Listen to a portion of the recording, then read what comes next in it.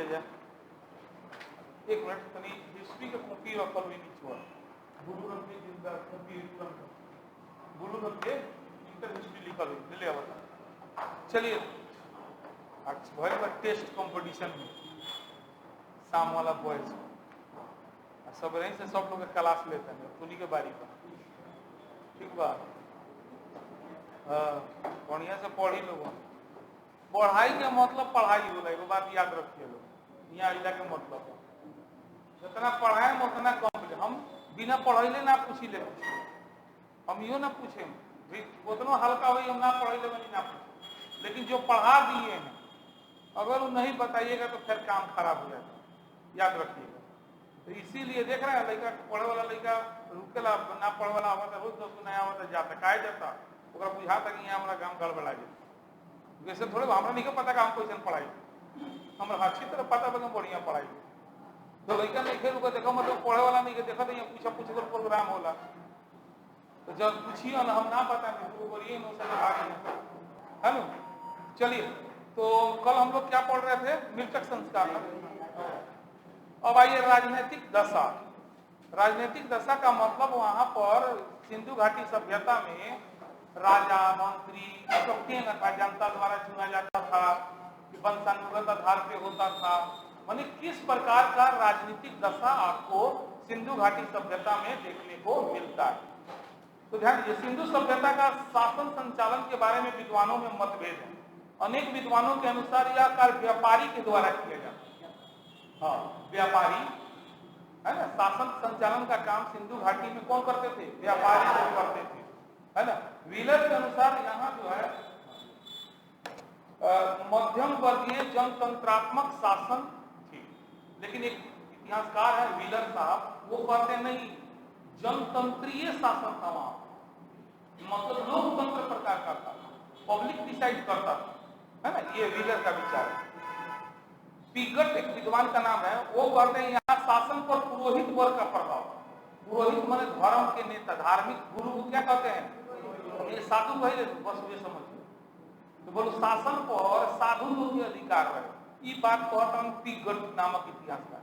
जबकि मैके का अनुसार यहाँ प्रतिनिधि शासन था, माने हम लोग किसी को चुनते थे, वो किसी को चुनता है। तो इस तरह से आप देख रहे हैं जितना मुंह उतना बात। कुछ लोग कह रहा है व्यापारी शासन का काम करता था, तो कुछ लोग आप देखें कि जनतंत्रात्मक व्यवस्था था, कुछ लोग कह रहा नहीं पुरोहित वर्ग करता था, तो कुछ कह रहा नहीं यहाँ प्रतिनिधि शासन। यानी कि एक विचार पर ज्यादातर विद्वान एकमत नहीं है। यहाँ के लोग शांति प्रिय थे, इस बात का प्रमाण यहाँ प्राप्त हथियार है जो कि आक्रामक न होकर सुरक्षात्मक होता है। मैंने लड़का के पाकिट में चाकू निकले बड़ा सीधा लड़का है, माना जा सकता है, मतलब गड़बड़ा जवन देश अपना लगे खूब हथियार रखले हो गया, वो कहेगा हम शांति प्रिय देश है ना, बुझे ऐसा हो ही नहीं दे सकते। तो लेकिन यहाँ के लोग बा भाला कम बचावे वाला सामान ज्यादा रखले, यानी इन लोग के उद्देश्य मारपीट करे के ना रहे, लेकिन कोई मारे तो हम बची होला व्यवस्था। ठीक है, चलिए ये सवाल आपके शॉर्ट क्वेश्चन में पूछता है, सिंधु घाटी सभ्यता की राजनीतिक दशा पर टिप्पणी करें। खाली वो स्पेशल इसलिए हम इतना विस्तार करके लिखे हैं। विद्वान के नाम ना याद पड़ी कोनो बात नहीं है, सीधे लिखिए सिंधु घाटी सभ्यता के राजनीतिक दशा के संबंध में विद्वानों में एक मतता नहीं है। कुछ विद्वानों के अनुसार यहाँ शासन पर व्यापारी वर्ग का अधिकार था, तो कुछ विद्वान कहते हैं यहाँ की शासन प्रणाली जनतंत्रीय पद्धति पर आधारित थी, जबकि कुछ विद्वान कहते हैं शासन पर पुरोहित वर्ग का अधिकार था, है ना। उपर्युक्त विवरण से स्पष्ट हो जाता है कि सिंधु घाटी के सभ्यता के शासन के संबंध में विद्वान में एकमतता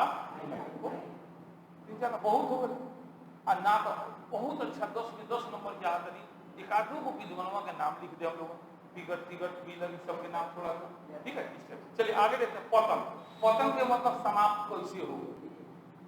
सिंधु घाटी सभ्यता जो है इतना विकसित सभ्यता अचानक से समाप्त कैसे हो, तो फिर एहू में उहे बतवा कि जितना मुंह उतना बात। क्यों कहता पानी के धारा सूख गए, क्यों कहता भूकंप आ गए, क्यों पूछो क्यों पूछो क्यों पूछो। अब चूंकि साहित्यिक का स्रोत बागा बा, लेकिन पढ़ाओ तो जान नहीं सकते, तो हमनी के डिपेंड बानी कौन सी पर? पूरा तात्विक पर। कौन सी पर डिपेंड बानी? और पूरा तात्विक स्रोत से सही बात पते लिखे चलो कि वास्तविक रूप में सिंधु घाटी सभ्यता का अंत कैसे होगा। कुछ लोग कहता है आर्य लोग आक्रमण के लिए आ गए, कुछ लोग कहता नदी के जल धरे सूख गए, कुछ लोग कहता भूकंप आ गए, कुछ लोग कहता आग लाग गए। ये बतवा लिख देवे के परीक्षा में अगर कुछ लोग शॉर्ट क्वेश्चन है लॉन्ग क्वेश्चन में सिंधु घाटी के सभ्यता का पतन कैसे हुआ, तो लिखिएगा पतन के संबंध में विद्वानों में एक मतता नहीं है, एक विचार नहीं है। कुछ विद्वानों के अनुसार भूकंप के कारण, तो कुछ के अनुसार फला किला नीचे दफा जो पॉइंट बना दिए लोग हो ना, तो विद्वान के नाम याद पड़े, बहुत बढ़िया बात बनी। ठीक है, तो हड़प्पा सभ्यता के उद्भव माने जन्म आगमन की भांति ही उसके पतन का प्रश्न भी एक जटिल समस्या है। सिंधु घाटी सभ्यता के पतन के संबंध में विभिन्न विद्वानों का भिन्न विचार है जो निम्नलिखित है। चलिए 8 गो विद्वान के नाम दे दिले बानी, कोनो घबराइला के जरूरत नहीं है। इनमें से एक आध को याद रखे हम लोगों को चिन्ह लगवा देता नहीं। जैसे कि गॉर्डन चाइल्ड और व्हीलर साहब के अनुसार सिंधु घाटी सभ्यता का पतन का मेन कारण था, मतलब ये 2 आदमी के विचार में, बात समझिएगा, ये 2 आदमी के विचार में सिंधु घाटी सभ्यता का अंत जो है आर्यों के आक्रमण के कारण हो गया, या कोनो बाहरी शक्ति आक्रमण कोई लग ऐसे लोग कहता बाहरी शक्ति आर्य रहे ना रहे तो कोनो दोसर रहे, लेकिन कोनो ना कोनो आक्रमण करके एकरे को अंत कोई लेबा। ठीक है, तो परीक्षा में पूछेगा गॉर्डन चाइल्ड या व्हीलर के अनुसार सिंधु घाटी सभ्यता का अंत कैसे हुआ, क्या जवाब दीजिएगा? बाह्य आक्रमण अथवा आर्यों के आक्रमण। भरिए सामने, बाह्य आक्रमण अथवा आर्यों का आक्रमण। बाह्य आक्रमण अथवा आर्यों का आक्रमण। उसके बाद जॉन मार्शल, मैके, ए सारराव, ये सब अलग अलग विद्वान के नाम है। सब लोग एक एगो बात कहले बा कि सिंधु घाटी सभ्यता के अंत के पीछे कारण रहे बाढ़।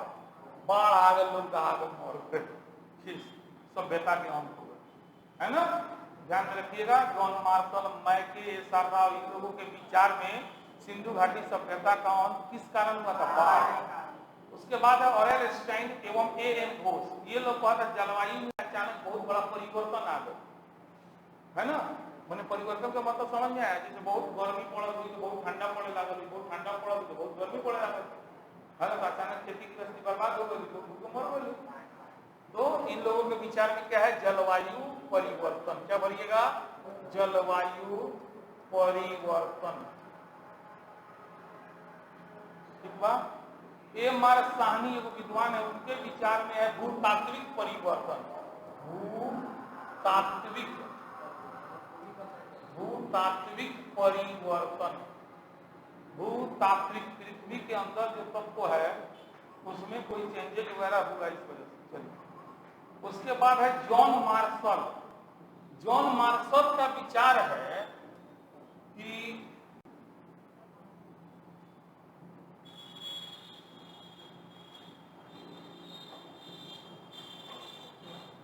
जॉन मार्शल साहब है ना, वो कहते हैं कि यहाँ के राजा रहे कमजोर हो, है ना, लोग आपसे ऊपर कमजोर हो, तो उसको बोलते हैं प्रशासनिक शिथिलता, प्रशासनिक कमजोरी, प्रशासनिक शिथिलता या प्रशासनिक, क्या लिखिएगा? प्रशासनिक शिथिलता। शिथिलता, शिथिलता का मतलब क्या होला? कमजोरी। शिथिलता का मतलब क्या होला? कमजोरी, प्रशासनिक शिथिलता। ओकरा बाद एगो विद्वान बारन के यू आर कनेडी नाम आदमी के, ई कहत बारन कि ना बहुत बड़ा कोनो प्राकृतिक आपदा आए रहे। अभी शॉर्ट में अच्छा जवाब दे लेबा। प्राकृतिक आपदा का मतलब सुनामी, भूकंप, ज्वालामुखी, यही सब टाइप के कोनो घटना भय रहे सिंधु घाटी सभ्यता के अंत। हाँ, प्रशासनिक शिथिलता सह। हाँ, चलिए, ओकरा बाद केनेडी साहब का विचार का रहे? प्राकृतिक आपदा। केनेडी प्राकृतिक आपदा।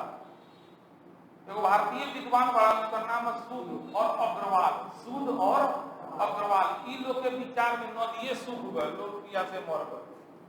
नदी का सूखना, नदी का सूखना है ना। लास्ट एगो फेयर सर्विस है, ये कहते हैं पूरे इकोलॉजी में चेंज आ गया, मतलब पारिस्थितिकी असंतुलन हो गया।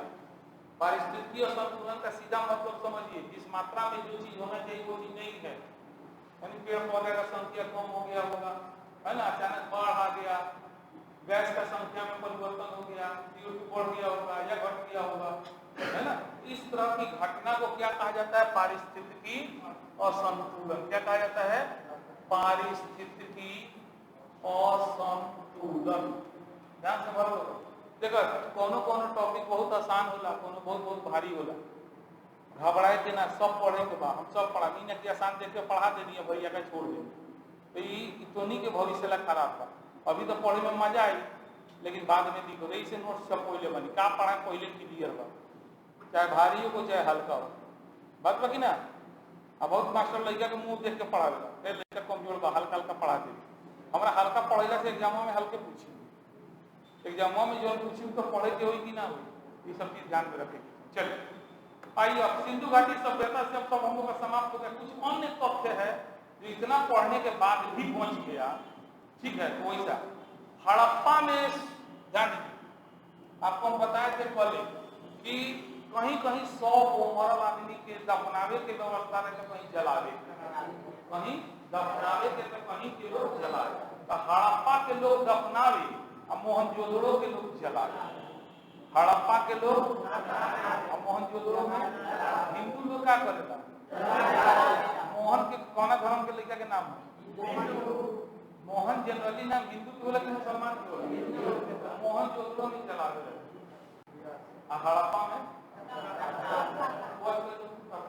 क्यों मैंने याद कर दिया वो ठीक बहुत से हला मैंने क्यों नहीं याद रखिए। चल बड़ा हड़प्पा में 100 को दफनाने जबकि मोहनजोदड़ो में जलाने, मोहनजोदड़ो में जलाने की प्रथा विद्यमान थी। सबसे ज्यादा मोहर मोहनजोदड़ो से मिलेगा। कहां से मिलेगा? और सैंधवकालीन मोहरे सर्वाधिक कहां से मिली है? मोहनजोदड़ो, मोहनजोदड़ो से मिला है। हड़प्पा सभ्यता में प्रत्येक नगर 2 भाग में बटा रहे, लेकिन ये 3 भाग में रहे। कौन रहे? वेरी गुड, धौला वीरा पढ़े के बाद धौला वीरा। अच्छा, एगो ऐसा फोटो मिलल बा जिसमें सांप बानू, गरुड़ बानू, गरुड़ अपना पैर में सांप के ले ले उड़ता। ये फोटो कहां से मिलल बा? हड़प्पा से। कहां से मिलल बा? हड़प्पा। याद हो रहा तो बोलिए, तो देख के बोलना तो कुछ गेम खड़ा करा के कहीं से। याद को क्या बोल, एकदम कोनो दिक्कत नहीं। हड़प्पा अर्थव्यवस्था का आधार क्या था? कृषि। हड़प्पा अर्थव्यवस्था का आधार क्या था? कृषि।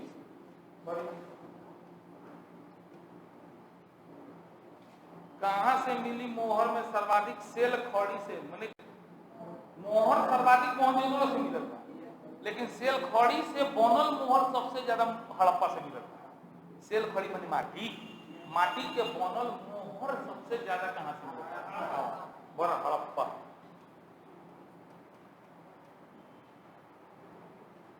लोथल और कालीबंगा से मिले हैं अग्निकुंड। अग्निकुंड कहां से मिलल बा? लोथल और कालीबंगा से। बड़ा लेके आ रहे पीछे, बर्दाश्त ना हो ये पीछे कर देखो तो नोट्स बाकी ना जितना तू बहुत सारे नोट्स होगा। एनसीईआरटी पढ़ो तो दुनिया का कोनो पब्लिकेशन पढ़ ली, ओकरा बाद नोट्स को पढ़िए, देखिए कहीं से कोनो कमी नहीं है। कहत नहीं इंटर के नोट्स से ना, सबसे पहले बता कंपटीशन में से शॉर्ट को पढ़ाई है। जो कंपटीशन में पढ़ाते हैं ना उसी को शॉर्ट किए हैं। ये हम इंटर का नोट्स नहीं है, ये कंपटीशन का है। हम आपको पहले ही चैलेंज दे दिए, इंटर लेवल पर कोनो एग्जाम हुई कंपटीशन के तो बैठिए ऐसे बाहर सवाल ना जाए तो ना जाए, थोड़ा 10 प्लस 2 12वां तो ऐसे ही पास में जीवन। ओकरा अलावा कंपटीशनों में जीवन हूँ, जैसे बिहार पुलिस, ग्रुप बी, ये सब टाइप के और सही निकल जाए, ये सवाल बाहर हिस्ट्री के ना जाता है ना। कोई एग्जाम हो मिलाइए ना, आपके सामने में किताब, कोई एग्जाम हो रहा है, सवाल लेके देखिए कि हाँ हिस्ट्री से पूछ ले सर लिखे लिए पढ़ ले बना कि ना, ठीक है। स्वास्थ्य का जो चिन्ह होता है याद कीजिए, स्वास्थ्य का चिन्ह समझ रहे हैं, ऐसे ही नहीं रहता है ना। कौना सभ्यता के देना हड़प्पा में, समझो कि कितना पुरान बा, वो जमाना के लोग भी स्वास्थ्य के चिन्ह के प्रयोग करत रहे, ठीक बा। हड़प्पा हड़प्पा बनिए ना, हड़प्पा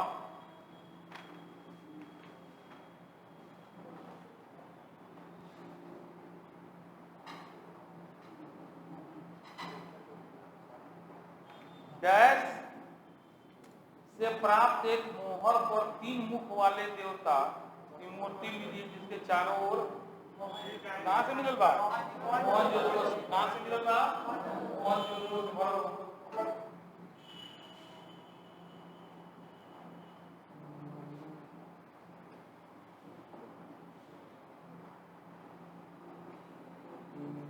हिस्ट्री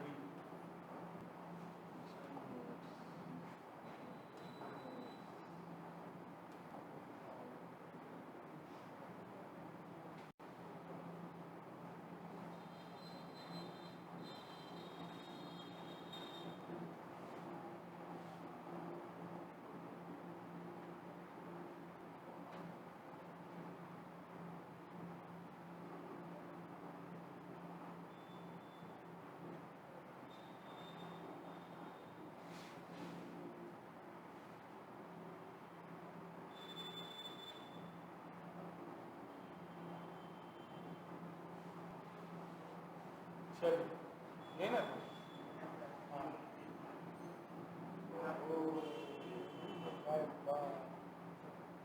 ठीक बा। चलिए 2-3 को बार हो फिल इन द ब्लैंक्स, एकरा के बाद करा दो बात। चलिए नेक्स्ट टॉपिक 3-4 को फिल इन द ब्लैंक्स, इसको रहने दीजिए।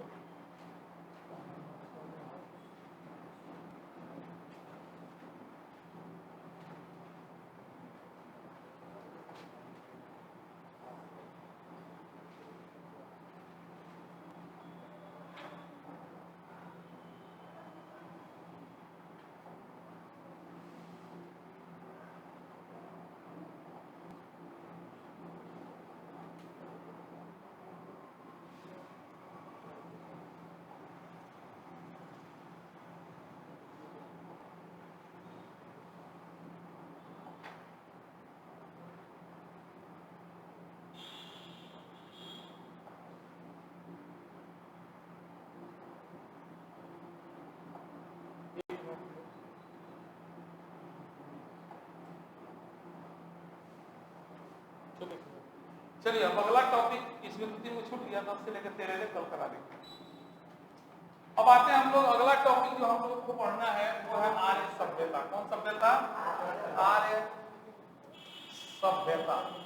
चलिए कॉपी अपना बंद कीजिए, सब कॉपी हो गया, आज खाली गप कर जाओ, ओकरा बाद समझ में आ जाए, माहौल बन जाए, पढ़िए पहले खूब कहानी बना लिया, दिमाग में आ जाए अच्छा ये काम तेन कोनो लड़का के मीट खाए के रहेला त का करेला, आज मोमर माफ पहले आई बगल में बैठ के पार्टी का हाल बा, ठीक बा अच्छी खेलिए बोले तो भागल चोखा कहिए ए हम तो सब घर नहीं एगोला ना तो मिलला हमरा। हां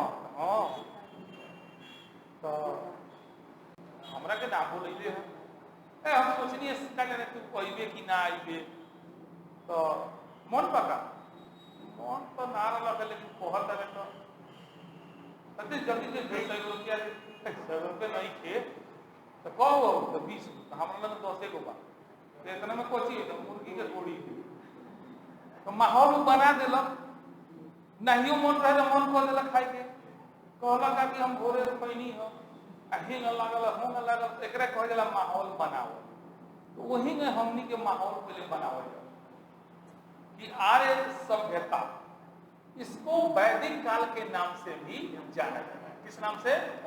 वैदिक। ये दोनों नाम के पीछे कारण है, क्योंकि इस सभ्यता के निर्माता आर्य थे। इस सभ्यता के निर्माता कौन लोग थे? इसलिए इस सभ्यता को आर्य सभ्यता कहते हैं। दोस्तों, वैदिक काल, इसका नाम वैदिक काल इसलिए पड़ा क्योंकि इसका प्रमुख स्रोत वेद है। इसकी जानकारी का मुख्य स्रोत क्या है? इसलिए इसको वैदिक काल कहते हैं। समझ में आया? पहले आर्य सभ्यता क्यों कहते हैं? क्योंकि इस सभ्यता के निर्माता कौन लोग थे? आर्य लोग थे, जिनका पहला कला से घबराइए नहीं। अब यहाँ से आपको पूरा समझ में आना चाहिए। इसको वैदिक काल क्यों कहते हैं? क्योंकि इस काल की जानकारी का मुख्य स्रोत क्या है? इसलिए इसको वैदिक काल। अब सुनो, ये जो सभ्यता है पूर्णतः कहा जाए कि ग्रामीण है। कैसे रहे? ग्रामीण सभ्यता है। अब विद्वान तो आपसे में मुड़ी फुटवल शुरू कर देला कि एकरा पहले जो रहे वो शहरी रहे, तो फिर ग्रामीण बाद में कैसे हो जी भाई? सिंधु घाटी सभ्यता कैसी सभ्यता? शहरी सभ्यता। तो ये कैसे होता कि मैंने पता चला था कि भाई तो दिल्ली में रहल बा, दिल्ली में पढ़ले बा, डीयू से हिया से फलान फिलान बचपने से सेंट जेवियर्स के प्रोडक्ट हो, फिर ओकर बाद दिल्ली यूनिवर्सिटी में पढ़ल, फिर जेएनयू में पढ़ल, करत का मतलब खेती करत। तनका दिमाग ना उलट गई, ये भाई कैसे संभव कि बचपन से अगर बाबू बाहर अपने घर से मैंने मैट्रिक इंटर में बाहर से खुल ओकरा बाद सब पीएचडी वेचडी करके आज पता चला था तो खेती करता तो तनका समझ में ना आई। उहे बात यहाँ इतिहासकार लोग में पड़े कि कैसे संभव बा कि पहले शहरी या बाद में ग्रामीण, कि भाई और विकसित होके के कहीं बात वाला तो हो ना हो पहले हो गए आ हो बाद में हो गए। तो शुरू में बड़ा कंफ्यूजन चले कि सिंधु घाटी पहले रहे का कि बाद में रहे। लेकिन जब हम C1214 वाला टेक्निक आ गए, हाँ बुझा गल बात, उस टेक्निकवा से जब हेकर सामान के जांचल गए तो पता चला ना रे भाई तो सही में बाद के बात पूर्वक लोग रहे का कि पहले शहर के गांव में तो भइल कि ना पूर्वक लोग ना रहे, लोग होशियार है, लेकिन दोनों के बीच में कोनो मिलन ना भइल। वही सब बेटा एकदम अलगे बनल बिगड़ल खत्म बिना गए आ होई अलगे एकरा से ओकरा से कोनो कनेक्शन ना। यही से यहाँ के लोग यहाँ से प्रभावित ना बा। अब सब घर बिल्डिंग सब हो गए तो का पता बा लोग जो यहाँ जो आए ओकरा का पता बा कि यहाँ का रहे, यहाँ के लोग बुद्धिमत्ता के कना रहे। मानता नहीं भगवान ना करे ऐसा हो कभी भूकंप आ गए अब पूरा शहर धरती में दबा जाए तो केहू आई तो समझ पाई थोड़े कि कितना विकसित रहा तो उन्हें बनते भर। लेकिन ये बात क्लियर हो गई कि जो वैदिक काल रहे वो कब के रहे? सिंधु घाटी के बाद। भले सिंधु घाटी शहरी सभ्यता रहे लेकिन वो पहले रहे। आर्य सभ्यता का रहे ग्रामीण सभ्यता। कहीं भी अपने के ऑब्जेक्टिव में पूछ ले कितना हल्का सवाल। आर्य सभ्यता कैसी थी? जबकि सिंधु सभ्यता शहरी सभ्यता। अब सुनिए, इससे वैदिक काल में देखा गया तो एक बहुत बड़ा डिवाइडिंग लाइन नजर आया। डिवाइडिंग माने विभाजक रेखा नजर आया। दोनों विभाजक रेखा के दोनों ओर वैदिक काल था, लेकिन दोनों के बीच में जमीन आसमान के फर्क नजर आया। जैसे मान लेनी हम समझावे ला एग्जांपल दिले तो पूरा ना मान लगे। केहू के बाबूजी या दादाजी जे रहलन बहुत ट्रेडिशनल माइंडेड, माने थोड़ा भी दिखावा उतरा में ना रहे, धोती कुर्ता पहनल, अपना घर के औरत के जे घर से बाहर ना निकले देश, केहू परिवार के एगो लेडीज के मुंह ले ना देखले रहे। बात समझ में? बहुत परिवार ऐसा ना भी बा। अब फिर देखो जाता का कि उनकर पोतवा सबके शायदे परिवार के लड़की के केहू मुंह ना देखले और सब जीन्स पहनता है, खूब बाजार में घूमत रही, मार्केटिंग कर रही, दिमाग खराब हो कि ना? अरे भाई एक दादा के जमाना में और तो हुए खानदान के, लेकिन एक माई के तुम मुंह ना देख लो, एक बेटिया के मुंह सब लोग देखेगा। खूब फैशनेबल बा, खूब ऐश करता, खूब घूमता फिरता, कोनो लोग तो नहीं आधुनिक हो गए बा हो एक खानदान के। तो बात भर सब लोग का ना ओकर दादा के जमाने के बात हो रही भाई ये लोग कही ये ओकरा दादा के जमाना में ओकर दादा बड़ा टाइट आदमी रहो, घर से ना निकले दे, घरों में ना घुसे, दुआरे पर से लोग फिरा दे, बोले अपना बेटी के पतो के नाम पढ़ल लिखल घूमे ना देना, लेकिन उनको एगो अलग संस्कार रहे लोग कहे ना कहे।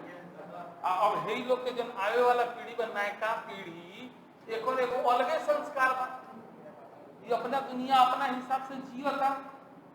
तो वही न वैदिक काल में देखल गए कि एगो समय ऐसा रहे कि जब जाति प्रथा रहे लेकिन जन्म पर आधारित ना रहे, कर्म पर आधारित।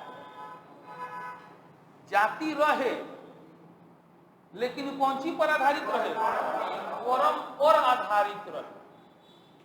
मने जे जैसन काम करी ओकर उहे जाति, ई ना कि पहले ही छापा मार के पैदा कर के कर ले जाता फलाना वो जात के तो चल वो जात बोले काम कुछ हो।